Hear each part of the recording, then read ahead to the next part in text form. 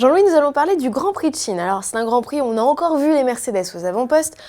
Franchement, avec l'arrivée des V6, on pensait sincèrement ne plus avoir le cas Red Bull, c'est-à-dire toujours les mêmes équipes devant. Et là, on retombe dans les mêmes travers, quoi. Oui, ça a quand même un peu changé puisque c'est Mercedes.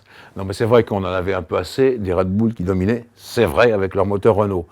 Bon, Mercedes, on a le cas d'école qui est le même finalement, mais avec quand même un changement, c'est-à-dire que c'est Hamilton et Rosberg qui ont un peu la bride sur le cou. Et ça, je le répète, c'est un ordre de la maison mère Mercedes tout en haut qui a dit on ne peut pas gâcher le championnat qu'on va faire en essayant de faire quelque chose comme Red Bull, par exemple, en donnant toujours la priorité au leader qui était entre autres Sébastien Vettel. Eh bien, là, Mercedes fait différemment. Mais je crois que pour ceux qui aiment la technique, on est parti pour une saison complètement Mercedes. Saison Mercedes avec une petite pointe de rouge sur ce Grand Prix de Chine, c'est Fernando Alonso qui monte sur la 3e marche du podium. Alors est-ce que ça a un rapport avec le départ de Stefano Domenicali? Non, je crois pas. Je crois que ce qui était apporté sur la voiture de Fernando Alonso et sur celle de Kimi Räikkönen pour ce Grand Prix, c'était déjà des modifications prévues du temps de Stefano Domenicali. Mais je crois que ce n'est pas vraiment l'arrivée de Marco Mattiacci qui a changé les choses. On va voir maintenant ce qu'il va faire. J'en profite pour dire que moi, je pensais qu'il engagerait tout de suite quelqu'un comme Ross Brawn pour tout de suite verrouiller, faire des choses, etc. Je crois qu'il arrive finalement un peu comme Jean Todt pour remodeler toute cette équipe. Et je pense, avec désespoir aux tifosi, qui vont devoir attendre quand même, là maintenant, un paquet de mois et peut-être même d'années avant de retrouver la Scuderia telle qu'elle était en 2004, par exemple. Scuderia qui boit un peu le bouillon, en tout cas du côté de chez Kimi Räikkönen, qui lui n'arrive pas à s'en sortir avec sa voiture. Oui, il l'a dit lui-même, je crois. Je pense que c'est vrai parce que Kimi ne donne pas des paroles en l'air. Il a du mal à s'habituer au style même des nouvelles monoplaces, avec ce moteur V6, l'énergie électrique, tout ça, ça lui plaît moins. Il a des problèmes aussi de tenue de route parce qu'il dégrade ses gommes. Il faut dire les choses comme elles sont. Je crois que Fernando est en train de prendre le pas. Et tant que Kimi ne réagira pas, on restera en l'état. Du côté de chez Red Bull, Jean-Louis, on a vu du mieux sur le Grand Prix de Chine, elles sont en embuscade. Mais par contre, Sébastien Vettel, c'est l'ombre de lui-même aujourd'hui. Alors oui, on a vu du mieux. Je vais déjà répondre à cette première question, Géraldine. On a vu du mieux. Je pense que déjà Renault fait un petit peu de progrès quand même. Ça, bien sûr, dans les logiciels et les choses qu'ils peuvent changer.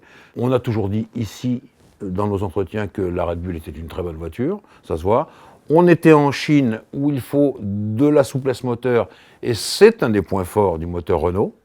Je pense qu'on verra, par exemple, à Monaco, qu'elles peuvent marcher très bien aussi, les Red Bull Renault, mais il y a quand même ce phénomène de puissance qui est important et que Vettel résumait en disant pour qu'on aille comme les Mercedes, il faudrait 2 chicanes dans la ligne droite. À chaque fois, vous allez repartir lentement.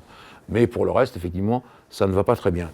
Pour ce qui concerne Sébastien Vettel, je crois qu'on peut ajouter au moins 2 éléments.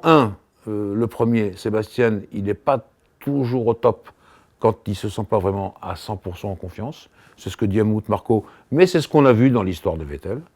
Et deuxièmement, je pense que l'équipe lui montre que le chouchou dans l'équipe, c'est l'équipe, et pas lui. Tout est fait pour que le personnage qui est en forme gagne.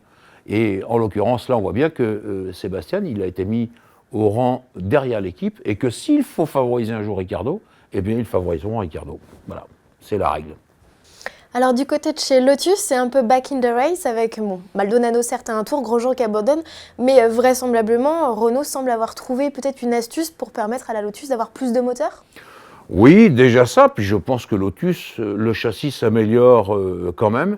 Je pense que le travail de Romain Grosjean n'est pas négligeable, peu s'en faut, il apporte beaucoup, et ça aussi on l'a dit dès avant la saison, qu'il allait être le responsable de cette équipe, il le montre. La voiture progresse, et moi je crois que ce qui est mieux que les performances qu'ils ont faites, c'est surtout la performance de Grosjean en qualification, qui me paraît être la meilleure. Il est de retour, voilà, dans le top 10, bien sûr que c'est pas le top 3, c'est pas le podium, mais c'est mieux que ce qu'on a vu il y a 2 ou 3 Grands Prix.